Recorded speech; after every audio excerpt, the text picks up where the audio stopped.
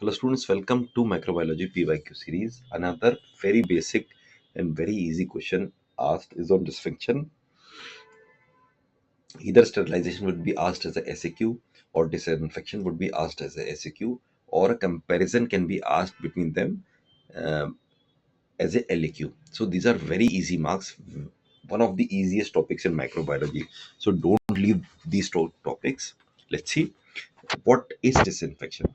Disinfection is an important method of infection control used to eliminate pathogenic microorganisms from inanimate objects, but it does not destroy bacterial spores.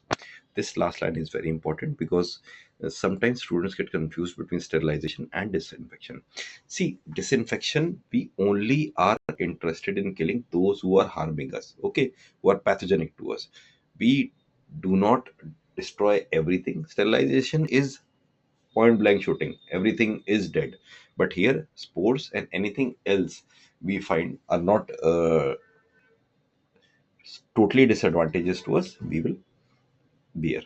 So what is the definition? See, disinfection is the process of destruction of pathogenic microorganisms on inanimate objects, including bacterial spores.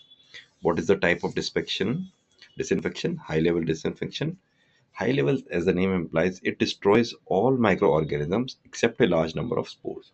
Here only spores are left, everything else is destroyed. Second is intermediate level disinfection. Here we are killing mycobacteria, most viruses and bacteria. Okay. And third is low level of disinfection. Here we are only killing most vegetative bacteria and some viruses. What are the methods of disinfection? In both sterilization and disinfection, there are two types of method. One is a broad category of physical methods. Second is chemical methods. So for disinfection, the physical methods employs simply means boiling 100 degree centigrade for 10 to 20 minutes, or pasteurization.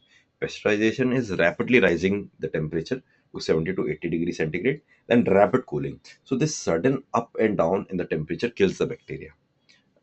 Second is chemical method. Chemical is by using various important and as per common sense.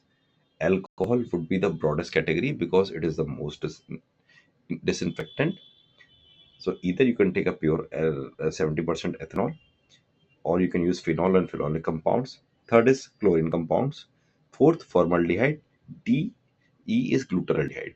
See, formaldehyde in practicality is the star. It would be used in a pathology lab for all types of means. So whatever you write here or you don't write, always write about formaldehyde. What are the factors affecting disinfection? First is the concentration of disinfectant. Second is duration of exposure. Third is presence of organic matter and nature of microorganisms. And last is temperature and pH. What is the difference between sterilization and disinfection? I'll take a moment to pause. Factors affecting disinfection you have clear. If you increase the strength of disinfectant, it process will improve.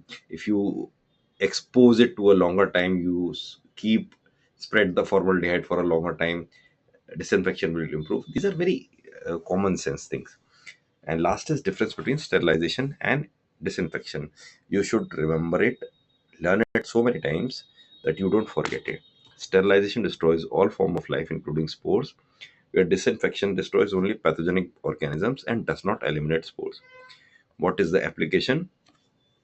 First is disinfection of hospital instruments. Second is surface cleaning in operation theater, water purification, and prevention of hospital acquired infections.